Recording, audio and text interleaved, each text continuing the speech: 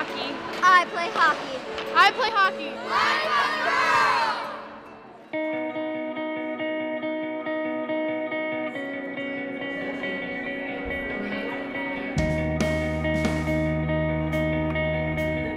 And I'm grateful for Gloria and her team for working to having more women and a more diverse conversation around what sports really means as we make our strategic decisions in the sports business industry.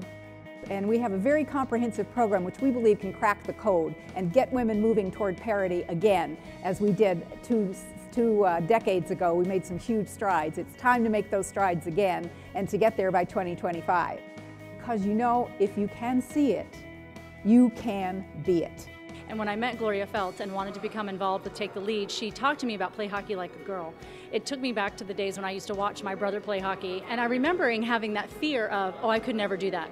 I don't want any young woman, including my daughter, to feel like there are not options for them because it's typically been a male-dominated sport. So watching the movement with Take the Lead connect with an organization like the Arizona Coyotes couldn't be more inspiring for young women who really are interested in sports. Well, I was at the kickoff event for Take the Lead here in Phoenix, and I think it's a phenomenal movement, and I'm happy to be a part of it, especially in the context of sports where, you know, it has been traditionally male-dominated, and I think it's great that the conversation's happening. With Take the Lead, our goal is for women to reach parity in leadership across all sectors, and we hadn't really thought about the sports sector before, and it's an amazing place of opportunity for women right now. For me, that's, you know, self-discipline, determination, the willingness to take risk, the ability to win with grace and lose with grace, and learn the lessons from that and to get better every day. So for me, playing sports was life-changing, and it continues to shape who I am now and the decisions I make and how I approach things. I mean, it would always be nice if people were interested in what you're doing because they're interested in your sport and not your face, but the one thing that really gets me is when people say, you know, she's only popular because she's good looking. I'm like, I wasn't aware that climbing was judged on looks, you know, like last time I checked it was judged on how high we got on the wall. Well, the takeaway everyone should have from this is that people can do, no matter their gender, can do whatever they want to do and can have a career in whatever field they want to have a career in. When I started off, and my goal to be a sportscaster, there were no women. I guess there were one or two nationally, but so few.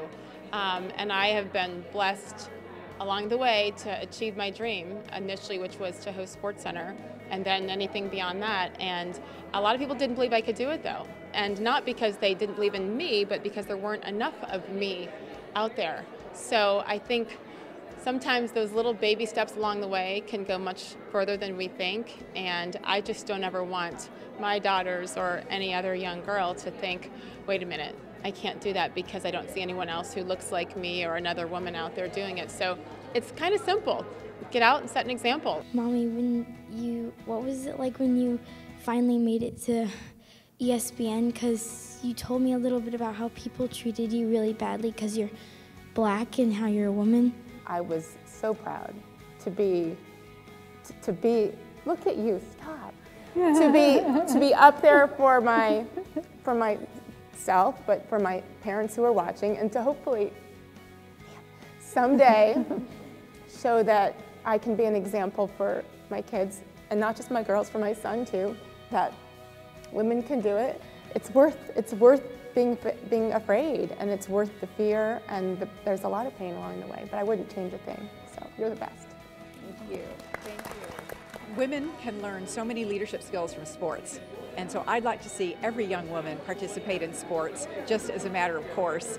And it doesn't have to be competitive sports when they're grown up. It can be just physical mastery of their own bodies. That's what's really important, to feel strong, to feel healthy, to feel like they own their bodies. And once you own your body, you can own the world.